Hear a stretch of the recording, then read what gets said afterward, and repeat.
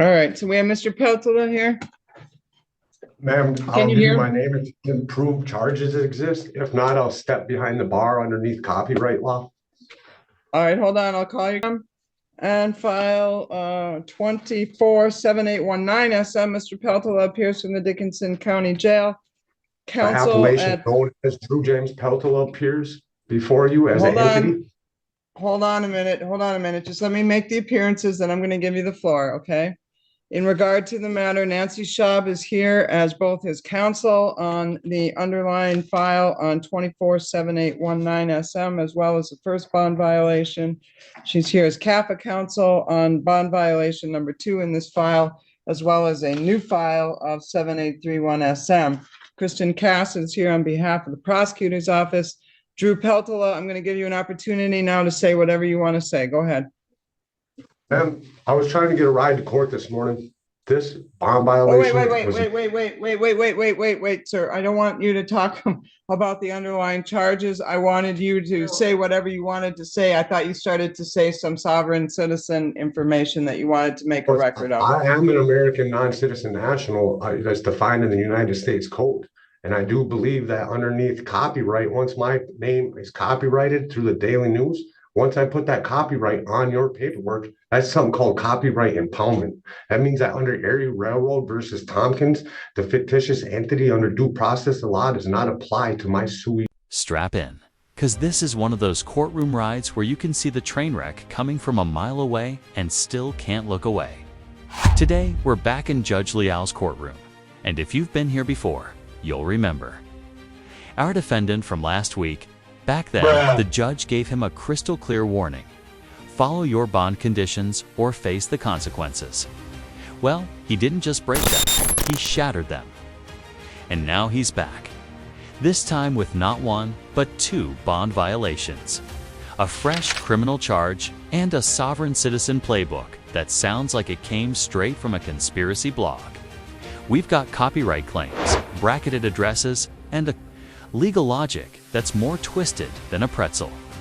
Let's break this down, moment by moment, and see just how far this courtroom patience can stretch, and how Then, Mr. Peltola. No, there's not, Your Honor. I would just like to be released again on a PR bond. You have expedition charges. I'm asking the courts to please release me on a PR bond again, and I'll continue to abide by court rules and stay off of drugs and try to maintain my court dates. All right. In regard to the matter, then, Mr. Peltola, I have an advice of rights and plea, and for the record, I will acknowledge your comments, your objections in respect to the court's jurisdiction and whatnot are noted for the record concerning your position regarding your status with the court. All your rights are preserved. In regard to the matter, did you understand the advice of rights and plea information form as it was then, Mr. Peltola? Yes, I did, Your Honor. How about the bond violation arraignment hearing form? Did you understand that? I do not have it in my hands, but I read it, and yes, I fully understand. All right, it's signed by you. Today's date. Did you sign it? Yes, I did. I also brag. Yes, I did, ma'am. All right, then, in regard to the matter, I also have a waiver of extradition here. I'm going to just go back over what it means to sign one of those. And let me start by saying, so long as you come back to court voluntarily for all your court appearances, this does not become relevant. But if you didn't come back to court, normally you're entitled to what's called an extradition hearing before you are returned to Michigan. And the purpose of an extradition hearing allows you to challenge the legality of your arrest and return to Michigan to fight the underlying charges. For example, you have the right to have an open court hearing. You have the right to be represented by an attorney at an extradition hearing. And if you're without sufficient funds, one is assigned for you. You have the right to demand issuance and service of a Michigan governor's warrant for your arrest. You have the right to obtain a writ of habeas corpus. When you sign a waiver of extradition, if you don't come back to court, then you give up your right to that type of a hearing and you would be returning directly with the officials from Michigan. Do you understand what that means to sign the waiver of extradition then, Mr. Peltola? I understand, Your Honor. You, Ms. Schaub, did you have a chance to go over the nature of the charges and the maximum penalties with Mr. Peltola? I did, Your Honor, and he waived reading of those charges in open court. I've determined that he has read, signed, and understood both advice of rights forms. He wishes to plead not guilty, and he is requesting assigned counsel. case manager has determined that he still qualifies for assigned counsel, and she will be assigning that to me, if needed, to set this matter on a date that is not typically mine. I have no problem with that. Thought it would be in the best interest. Straight into the sovereign citizen. Deep end. Copywriting your name to avoid prosecution. If that worked, half the country would be in line at the post office instead of hiring lawyers. But here's the thing. This isn't just legal nonsense. It's a tactic. Soft sets love throwing obscure legal phrases at the court to derail the process, hoping to catch a judge off guard. But Judge Liao's heard it all before, and she's not taking the Guilty pleas on behalf of Mr. Peltola concerning the case that is presently set for a pretrial and has a trial date coming up. That is the 7819 SM case. And the bond violation. Now with the new bond violation, are we going to set both bond violations together, or do you want to proceed on the first one today? I would like to set both of them together, I think, in the interest of justice, and prosecutor had made an offer on the original file, and I think they will be making a new offer. And I think in light of that, it would be best to adjourn those matters on violations in that file. So we have a jury trial set for March 8th in that matter.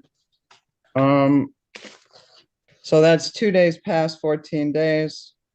Well, he's on a bond violation. There's no 14-day limit. In regard to the matter that is within 28 days, we could set both bond violations as well as both jury trials on that date, if you wish. We could pre-try the new matter that he's just being arraigned on today. You can conduct your pre-trial by mail. We'll send out our standard pre-trial order with you today. Set all of the dates on the 2 bond violations and the 2 jury trials for March 8th. Does that sound like a plan? Yes, Your Honor. All right, did you wish to be heard on bond then on the newest bond violation as well as the new underlying charge? Yes, Your Honor. Actually, the newest bond violation predates the previous bond violation. The first bond violation is alleged to have occurred on February 22nd. This current bond violation that he's being arraigned on today is alleged to have occurred. She wants to handle all of his cases for consistency. And honestly, that's a smart move. Because with this many violations, multiple attorneys would just be tripping over each other. But here's the sad truth. Even the best attorney in the world can't follow a client home and keep them out of trouble. Once that gavel falls, it's all on the defendant. And some people just can't stay out of the setting either a reasonable bond or, again, a PR bond. In discussing this matter with Mr. Peltola, he does have criminal matters pending in Brown County, and there is a court date on Monday in that case. It looks like from the lien printout, he may have had some issues either in the past or currently appearing in court. And I'd like to be able to have Mr. Peltola be able to take care of that matter. It looks like it's a more serious matter than the matters in this court. If he can make those arrangements to get down to Green Bay to take care of that. He's given me the name of his attorney, and I intend to contact that attorney and see what Mr. Peltola needs to be doing with regard to that case. So if the court does not grant a bond that he can post, perhaps we can make arrangements for him to appear from the jail here. Ms. Cass, you wish to be heard on bond? I leave it to your discretion. All right, concerning the matter, then I have some concerns regarding Mr. Peltola. He seems to be on a spiral. This started with a disorderly drunk on February 4th in a public place. I saw him on February 5th. I set his bond terms. I saw him back on February 12th, with a .236 on a preliminary breath test. I set bond at that time on the bond violation and the underlying. And the reason I told him then that I was going to give him the break is that normally I see people in between, they get arraigned, I give them the warning, and then they come back on a bond violation. He had not had the warning in between because he violated his bond so quickly that I saw him all at once. So I told Mr. Peltola at that time that I would set the bond at a 1,000 PR, but understand that if he came back again, he would leave me no opportunity or new choice. So here we are, not even a week later, on February 19th, stealing alcohol from the Norway Quick Stop, involving another bond violation as well as a new underlying charge that I'm free to assume is true. She said the first bond violation happened on February 22nd, which is literally today, and the second was on February 19th. That's impossible. What she meant was February 12th for the first one. And you know what that means? It took this guy less than a week to reoffend after being warned. This isn't a slow descent. It's a very serious matters. He's got 2 felonies pending in Brown County from 2023. The first one alleges possession of narcotic drugs, a felony, possession of a controlled substance on or near certain places with a modifier, carrying a concealed knife, possession of drug paraphernalia. That case has been pending through for quite some time. And he has a court date for a status conference scheduled for February 26th at 11 a.m. Then, so the date of this offense was filing date of 2/10 of 2023. He's got a filing date of March 15th of 2023 in Brown County. Another felony alleging bail jumping as well as possession of drug paraphernalia. Likewise, that has a court date at the same date and the same time as the other pending felony. I think that is part of the other pending felony. They charge it as a separate offense, but It's a separate case. Total separate case, total separate charges, total separate bond, total separate court dates. This is file 23 CF 448. The first one is 23 CF 240. So in respect to the matter, my point being for purposes of setting bond, Mr. Peltola has some substance abuse issues going on. He's got numerous cases pending in Wisconsin as well as now here. In regard to the matter, Mr. Peltola, I'm going to direct you to talk to your lawyer. I'm setting bond concerning the new theft case. Then the conditions are going to be as follows. Mr. Peltola may not enter into the Norway Quick Stop as a condition of his release. He is not to purchase, possess, or consume alcohol or non-prescribed controlled substances. Mr. Peltola is subject to random PBTs and drug screens. Mr. Peltola may not go in any businesses that sell alcohol for use inside, such as bars and taverns. Recreational and medicinal marijuana use and possession are prohibited until or unless further order of the court. Conditioned on him signing that waiver of extradition, which I do have in the file, I will allow him to go back and forth to Wisconsin for purposes of court hearings and or meeting with his attorney.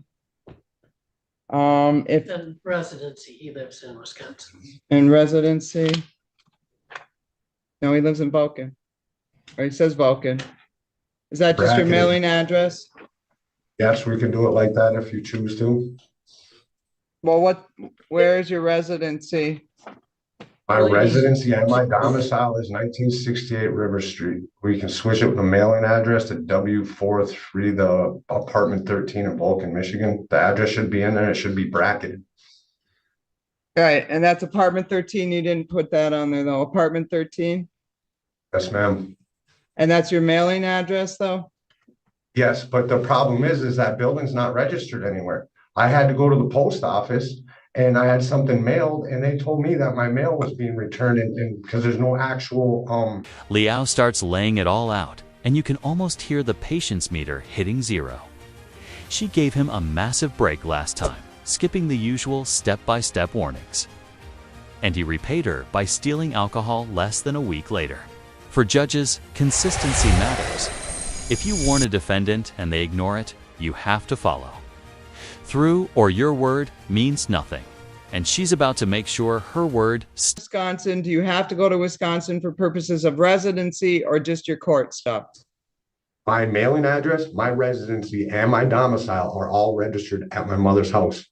There was some unexplained events that I will not say out loud. I don't know where your mother's house is, Mr. Peltola.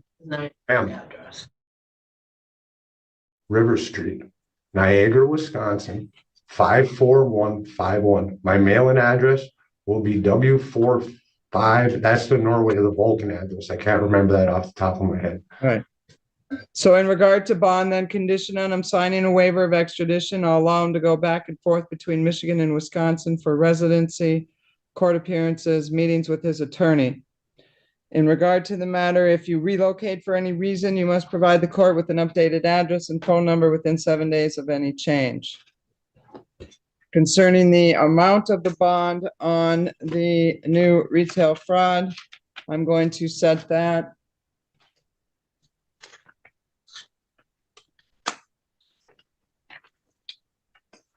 I'm going to set that at 1,000 cash surety, 10%. In regard to the newest bond violation, then I'm finding for both of them, actually, I'm going to make a record based on the factors the court is required to consider under MCR 6.106, considering the frequency, the charges, the dates that I have mentioned, as well as the ongoing Wisconsin matter. I am finding that to release him on a personal recognizance bond would not adequately ensure public safety. In regard to the bond violation, concerning the matter, then I am going to set the bond violation at 2,500 cash surety, 10%. So, Mr. Peltola, those bonds are set. If you get out, you make sure to get in touch with your lawyer. If you're in Can I say custody, something? she'll be in touch with you. You may. Yes. You know, I don't understand how I can tell you that I'm an American national and you can hold me in a county jail under bond, especially today when I was arrested on a larceny under $200. Somebody changed case prefixes and the warrant. 2 pending felonies in Wisconsin, 1 for narcotics, 1 for bail jumping, and now multiple charges in Michigan. This isn't bad luck. This is a pattern. When a judge hears that kind of track record, bond decisions stop being about giving second chances and start being about protecting the public from a guarantee. Under the order of the court, you're under the jurisdiction of the court. I decline to follow what your. Can I at least tell you, admit I was arrested on a larceny charge that was dropped through a case prefix, UN, all incoming evidence. Can I at least have you admit that in the court of law that you guys illegally kidnapped me again with a larceny through John Rod D. Clark, Norway Police Department? Can I just have you admit that once? No, Mr. Peltola, I don't even know what you're talking about. I will not admit that. Thank you to the jail. We are off the record on this matter. Addresses unregistered buildings and a mailing system that can't find him. This is classic soft-sit behavior. Creates so much confusion over your identity and residence that the legal system has to untangle it before even touching the actual charges. Spoiler alert, it doesn't work, and it just makes you look more unreliable when the judge is deciding whether to let you walk